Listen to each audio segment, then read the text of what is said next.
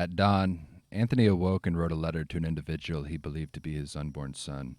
He was writing to a child who was still in the womb to give him advice that would guide him into becoming a good man. Anthony wasn't sure he was a good man himself or what he wanted to tell his unborn son, but it was essentially this: everything will be okay, or it won't. Either way, it's up to you. Arrow hits a bullseye, sans precision. Sans language, only as a vision. Anthony had no reason to believe his child was a boy, or that he had a child on the way at all. He had merely behaved with a woman in such a way that it could be so, and was now preparing as if it were a certainty. The desk lamp giving light to the ink against the page was getting dimmer. All week he'd been writing these letters, and pacing the small room where they were keeping him. He paced around, stopping to admire sunlight dancing on the canal through the solo window. Behind the canal was the limestone state building, and the two created a stunning, homely sunrise. At night, he thanked God for such a beautiful view. In prayer, he told God that he was afraid. He asked God for strength. Sometimes during the day, he'd become frustrated at his circumstances and question God. So he also asked God to forgive him for that. Sans forgiveness, adverse sorrow. Apologize today, laugh tomorrow. In his pacing, he would also laugh sometimes. The number of the room where they were keeping him was 303, a cruel joke from those who brought him here or a sign of God's glory. Anthony believed it was God's glory. He'd stalk the room like a jaguar, then suddenly think of the mysterious gifts of God. Resting worn hands against a fasted desert beard and bowing his weeping willow eyes, he'd laugh in disbelief.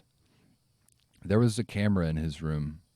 The mental health care nurses believed him to be truly insane. This strange white room had curved walls that flowed into the window. He couldn't stand the shape of the room. He'd rather it just to be square or any other normal shape. Plus, the only collar in the room was a green blanket laid across the foot of the bed. But he recognized all of that when they first brought him in and never thought of it again. He wanted all of his attention to be on excellence. So if he observed his mind attending to something that would divide him from his faith, he gave that thought no water. He used to not believe he was the type of person who would ever be in this position. He used to believe doing this wasn't good or true. But he usually judges the truth of something based on how he viewed it when he was a child. As young as he can remember, that is where he finds truth. He began reflecting on the decisions that led him here, trying to discern if his decisions were good and true. A few months earlier, he was in a meeting with these guys. They were meeting for a reason that they hid, but the reason was convoluted and the meetings were rarely within that scope. They were having a conversation about an anomalous event, a man who had become engulfed in fire after dousing himself with gasoline. The video is shot in front of a skyscraper donning a bank logo. The man was wearing a hoodie and looked like he had been out of the sun for about a year. He walks into frame out of center and starts telling the camera that they all live in a trap, that there is a handful of elite individuals who successfully extract energy from the human race. He said that these elites are from a different dimension and they have access to advanced technology which they slowly leak into our culture. He warned that the true purpose of technology is to grip humanity deeper into the trap. Finally, he said this universe we perceive is merely a veil and doesn't really exist, before throwing the lit match onto the ground at his own feet. It was the man's air of relinquishment while the flames were cooking his heart and brain that baffled Anthony. The people near the burning man had scattered in the confusion. There was no one to help him, no way to undo the decision. The man threw hands up around his ears to coddle his brain as it roasted. Saturated in undue suffering, the man went down to both knees before lying flat on his back. All throughout, his hands never ceased to be grasped around his ears. An abandoned dog, whipped and starved. Her face reveals bites and scars, back of corner lost, unheard. Out of chaos flows the absurd. Anthony couldn't watch the whole video. It made his own heart anguish. Why would a man treat his body that way? Which is an interesting question to ask because it assumes a man chooses to treat his body in a certain way. And it assumes a man isn't merely his body. 5 chairs in a circle facing each other. Besides the few exit lights, the whole theater was pure darkness except dim light center of the stage where they were meeting. No one spoke about it, and it's unclear who did it first, but everyone at the meeting had begun to wear black. Everyone's clothes were well-fitting, and their shirts had collars. Hair wasn't messy. Behind the cleanliness of the hair was intentionality. No one was ever late. They all treated the occasion with reverence. Albin spoke first. Political ideation, political ideology, people grip onto everything they can grab onto. People even grip onto the idea of letting go. They see attachment as the problem, their attachment to fear, their attachment to acceptance of others, their attachment to sensual pleasure. It's a real tragedy what happened to that man who lit himself on fire. The probability of being alive is 1 in 400 trillion. If you think you're living in a false reality, then I think you're failing to see how beautiful life is. If you did see it, the thought of setting yourself on fire would arise and you'd say, "No, I think I'll go lay beside a tree and read instead." Jack replied, "Yeah, but he said the flames aren't real. He said reality is fake. 1 in 4 trillion is made up. There are no facts. You were talking about Schrodinger's cat last week. Death is a box that we can't open. No one knows what's inside the box. When we open it, we could find everything or nothing, heaven or hell. The only way to open the box is for our consciousness to enter death. In the meantime, it's not that the heaven or hell exist. They both exist. Given that the belief he held does exist, why would he not drop the match at his feet?" Once again, Albin replied, he has the right. I won't say he doesn't have the right. He does. He has the right to bow out at his choosing. Not so much in a public space, but I have the right to say that none of it makes sense, and that he'd be better off if he were here with us today. Their back and forth aggravated Anthony because he didn't believe they were taking the problem seriously.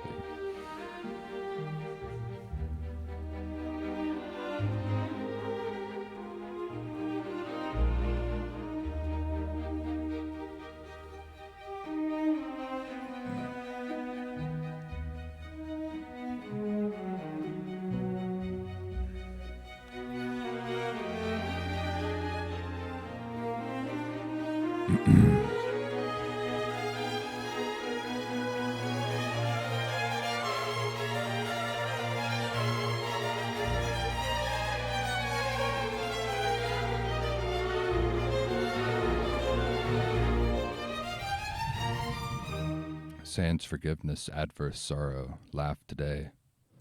Apologize today, laugh tomorrow. Sans forgiveness, adverse sorrow, apologize today, laugh tomorrow. Mourn today, laugh tomorrow.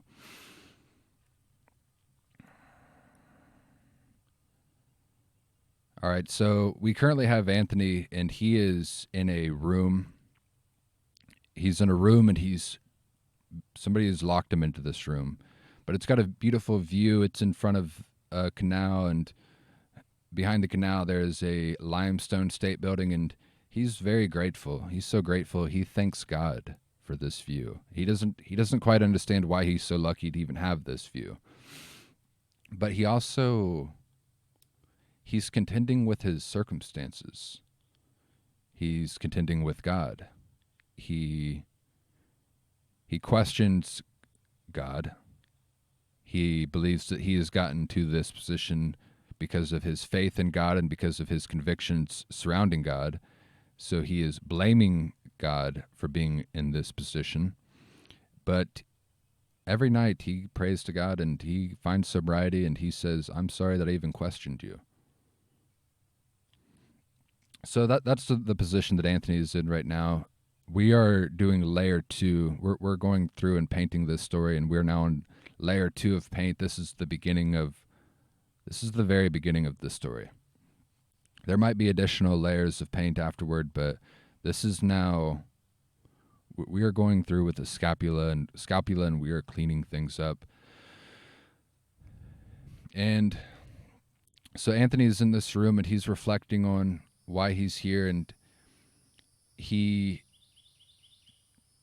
has I wouldn't say pessimistic or negative outlook on the future, but he has a perspective of potential doom. He doesn't clearly he has an individual that he believes to be his unborn son in a womb right now. So it's not somebody that he needs to write a letter to immediately. It's for future reason. And so clearly he doesn't know if he's going to ever get out of this room where they locked him. And now the story begins to unravel when he's reflecting on a time when he wasn't in this room a few months prior. And he's reflecting on a conversation that he's having with these individuals, and they're talking about a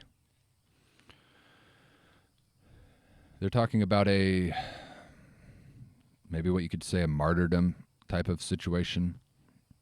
Those a very quick side note, those situations are too prevalent, and I wanted to write about it within the story because it's good to address the essence of what is happening there, but the people catching themselves on fire situation is not good. Certainly never catch yourself on fire. Yeah, just that's not so nonetheless, that's clearly what Anthony is thinking about in the past. Is he's having they're talking about this individual who experienced something like martyrdom, engaged in something like martyrdom, but they're having an argument about whether or not a person should ever do that, which is less so the catching of yourself on fire, but more so martyrdom itself. And because they're having this back and forth about the surface of the conversation, i.e., the physical act of setting yourself on fire, Anthony becomes frustrated because he doesn't believe they're dealing with the actual problem at hand. He doesn't want to just bluntly say, no, nobody should ever engage in martyrdom, or because that's clearly what this individual thought he was doing, something synonymous with martyrdom. He wants to talk about that, the essence of what is happening there, rather than the surface level man on fire. So that's where we're at in the story right now, and we're going to unravel it and figure out why Anthony is in this room, how he came to be in this room, what laws he broke, whether or not he broke laws, whether or not it's the state or private individuals who have placed him in the room. And I've been living in this realm for the past week. I've been living in the realm of this story because I think that's the only way to go about creation. So less than what I want to talk about. I don't want to talk about the things happening within the story or even the focal point of the story as much as I want to talk about creation itself. Why does creation move a person towards God? It's a good question. That's a good question. Why does creation, why does the act of creation move a person towards God?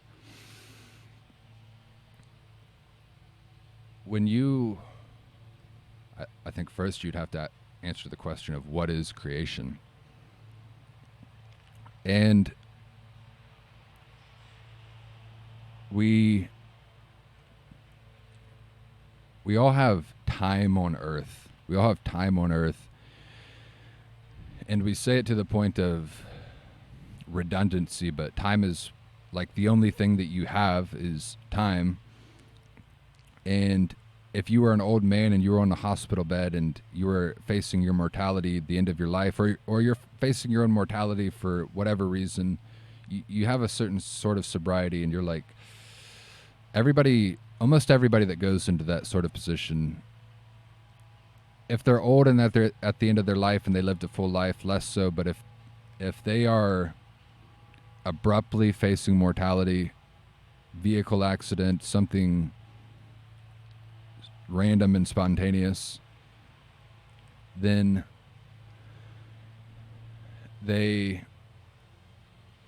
it's like a recognition of how valuable that the time that they had on earth was, and how even if they cherished it, they realized that they didn't cherish it enough. And so given that we all have time, your life today, there is a day ahead, everybody's got time, what is the best way to spend that time? And I relate this to creativity because I really think that what happens, a part of what life is that you can think about this explicitly or abstractly, it doesn't matter, but you reach the end of your life, you pass on to death, you meet God, and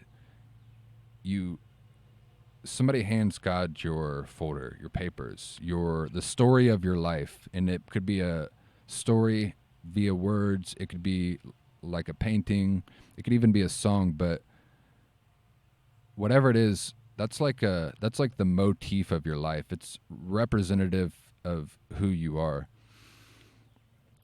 And I think you're born with potential. You're born with the potential life that you could live, and there's the best possible version of the life that you could live, and then there's paths that stray away from it. And it'd be best to go to down the path of the ideal version of yourself. But I think we stray away from it often because of temptation. That's why I like the word temptation, because what is temptation?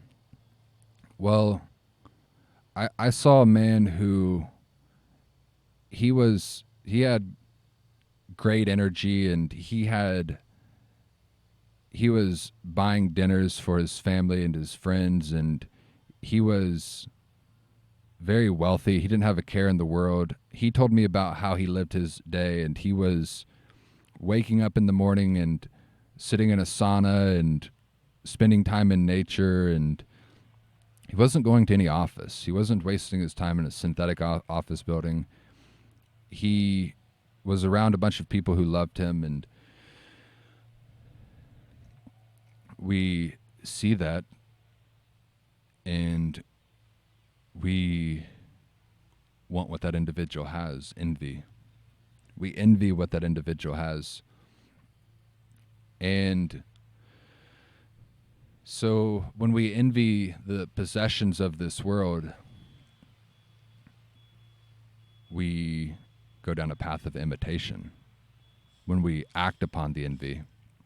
Meaning, I see this man who's got this lifestyle, the money, the respect, he's got the things that I want, and I don't care necessarily about, I do care about how he got them, how he obtained these things, but I only care about how he obtained those things insofar as it could help me imitate the path that he took. That way I can get the things too.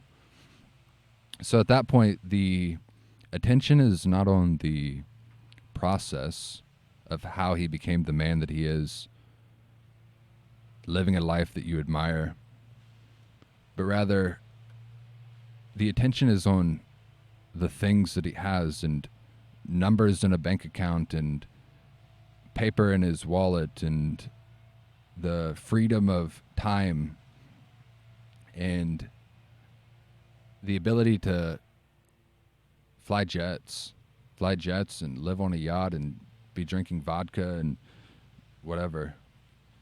Just baller lifestyle.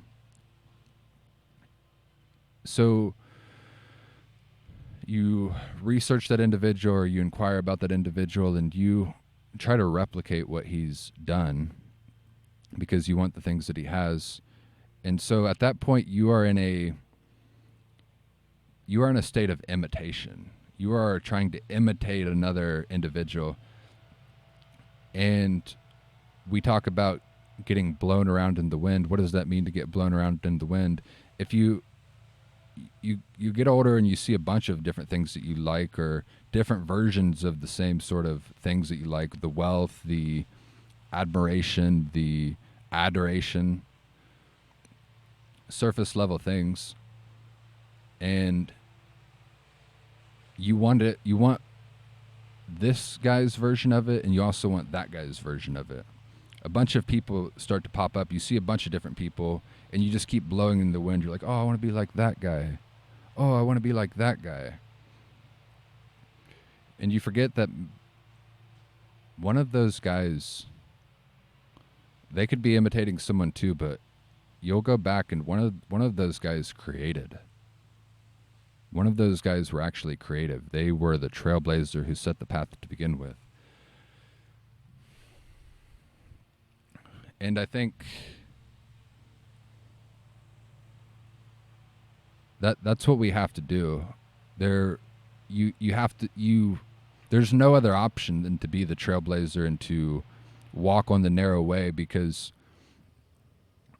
you imagine yourself as a young child and the dreams that you had and the visions that you had for your life and the type of person that you wanted to be. And then you get blown around in the wind and you start to try to portray these other people and be like these other people and be renditions of the person that they are, imitations. And it is the thing that kills the dreams you had when you were a child. It is the things that kill the dreams you had when you were a child.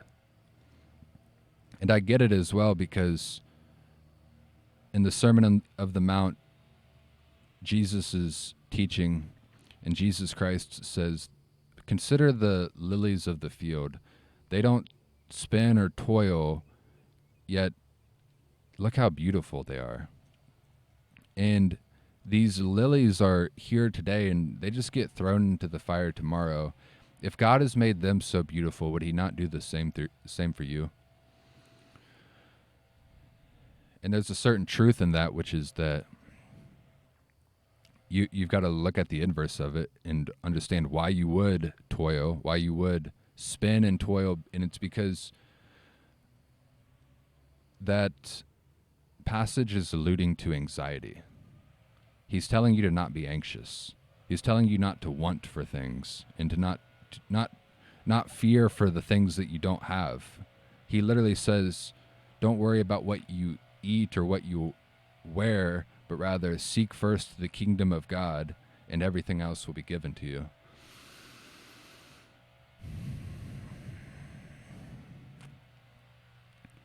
So I think in art, that's what everyone should strive for. They should certainly not try to be we're currently in a cycle within our culture, it seems like, especially with music and a lot of different other things, mainly music, but the music that is released today has samples of music in the past, and it is renditions of the same music. And I get that there's only so many tones and chords and things that exist, but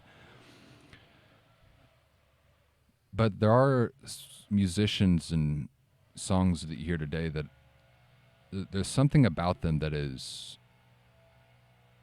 new. And the new that it is might not be new in regards to it. It's never existed under the sun. The sound specifically has never existed under the sun.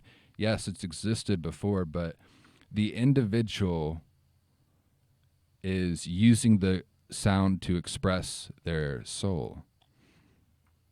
And that is what everyone has. That makes them a complete individual, is their soul. So, in the same way that a story unravels, you start to get information of a story up front, and then you have questions about the story, and you have problems, and the characters overcome the problems or they get crushed by the problems. But regardless, the story, you couldn't hear a whole story in one word or one sentence. You've got to have a combination of words that create a sentence, and a combination of sentences that create paragraphs, and paragraphs into chapters, and chapters into the grand narrative. And there reaches a point where the entirety of the story is unique and specific, yet also maybe vague. But regardless, it makes sense. And for example, a different form of art, La Pieta. La Pieta. At St. Peter's Basilica is an image of Mary holding Jesus's body after he'd been crucified. And I think we take things like that for granted. It's incredibly beautiful, and you look at that. I've never been to St. Peter's Basilica, but you can appreciate it even just in images. And you look at something like that as so beautiful, but that, just because it's a physical thing that exists within reality right now, it didn't always exist within our reality. Somebody had to bring that to fruition, and now that it's been brought to fruition, you can see it and you're like, oh, that makes sense. Maybe I don't know exactly what that sculpture, that statue is trying to convey, and maybe it's not meant to convey anything specific except for what it is and why it is. But just because it is a statue that is about a Bible story, the crucifixion of Christ, doesn't mean it is imitation. It is something like an unraveling of the story of Christ's crucifixion, an elaboration on the story of Christ's crucifixion, an adding of detail to the story. And so that's what I mean in regards to music nowadays, and there only being a limited amount of tones. Yes, there is only a limited amount of tones, but everybody's got an individual soul, and you can take things that have existed within the past and unravel or elaborate on them, and it still be creativity,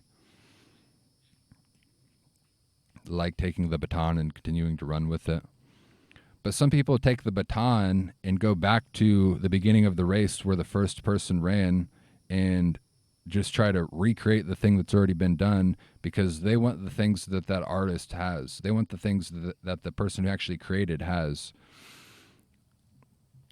And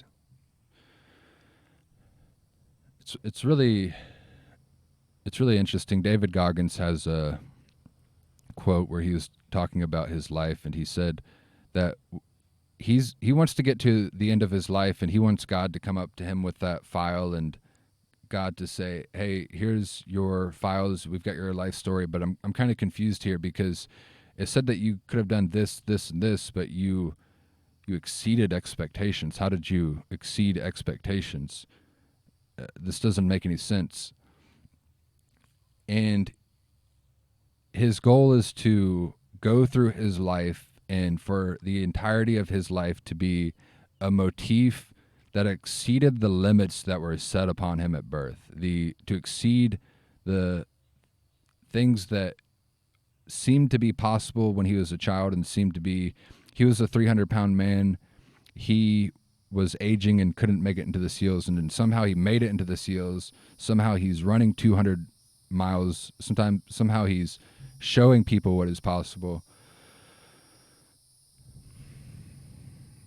And I think that's true. I think that's what you should aim for, of trying to go through the expectations and create something that is almost like a miracle, almost like it seems impossible.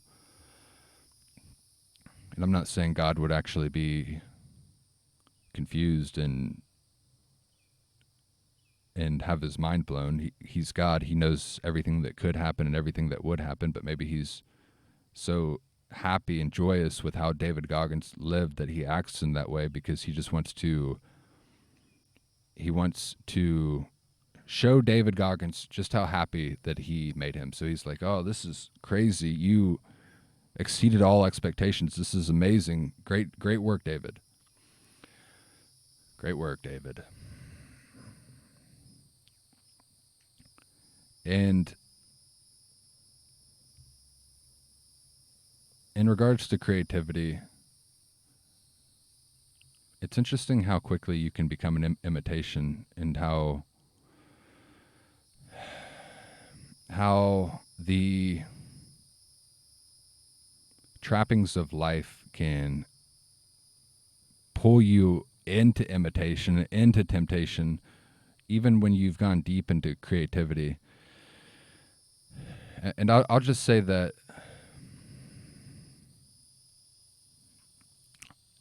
Jordan Peterson did Bible lectures, and his Bible lectures were over Genesis, and it blew my mind because he was just on a stage and he was talking about ideas that he'd learned throughout his life and his studies in psychology and his studies of tragic, cataclysmic human events in the past and horrible things that humans did. And he's elaborating on the psychological phenomena of the Bible.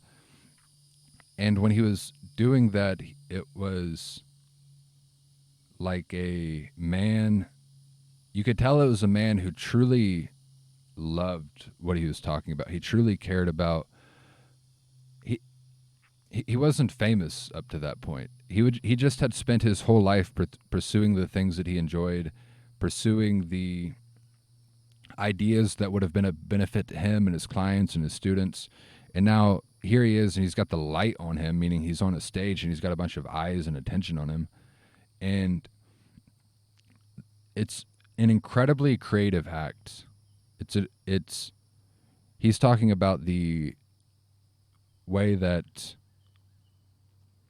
he's talking about how a 3-paragraph story from the Bible, and he's extrapolating it out and unraveling it and just putting ideas from Carl Jung and all of these different psychologists into the stories of the Bible. And a bunch of people are watching it and they're like, "Oh, maybe the Bible is true. I thought the Bible was something for children. It's something like that. Maybe this is true." And that's all I have to say about that. I think he should keep doing Bible lectures and not talk about politics. I think he should go back to the things that he clearly enjoyed, and I think everybody should focus on the thing that fulfills their soul. And because that thing that fulfills your soul, the dreams that you had when you were a child, the perception of who you could possibly be as a man, as a child, I think there was a lot of truth in that. And I think that's why Jesus Christ said, "The old man who wants wisdom will go to the child only a few days old," because I do think we're born with a clear perspective. I think we've got original sin, and I think sin pulls us into directions that isn't good, and we get tempted away from that childlike dream. But I think the proper aim is to go back to the way you viewed the world and the way you viewed yourself when you were a child, and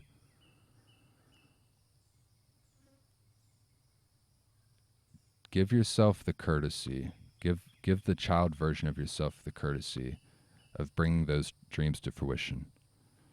Because those dreams, you knew it when you were young. They may have not been fully articulate or fully elaborated upon. You might not have seen the full picture, but there is something about them that is true. And there's something about them that alluded to the purpose, the specific purpose for you as an individual as to why you were alive. And the one thing that is certain is that the reason why you are alive is not imitation, it is creation.